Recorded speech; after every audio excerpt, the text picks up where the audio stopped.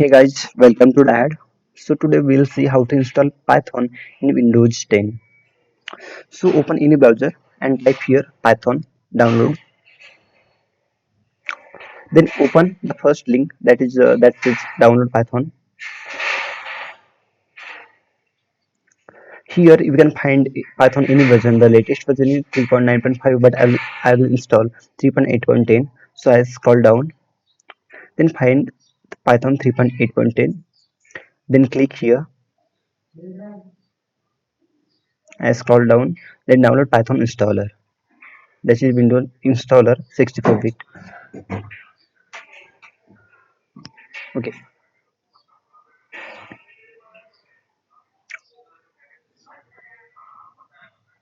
Then I will go to that folder where my Python is installed, downloaded.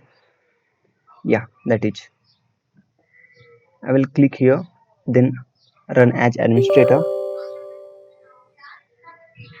It will prompt for yes or no. Then you have to select yes.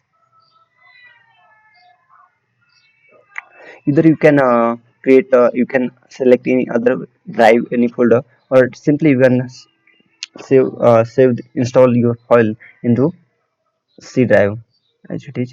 So I will click on add Python 3.82 path, then install now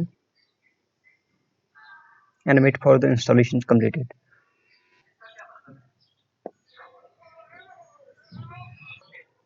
It is installed in my system. Then click here disable path length, then click on close. Now you can check your Python is installed on your system or not. Yeah, it is installed in my system. So I will click here Python ideally, that is Python ID, default Python ID, you can say. Yeah, it is working. Python 3.8.10. Now you can write any program here, like print hello. Oh, sorry, it should be string,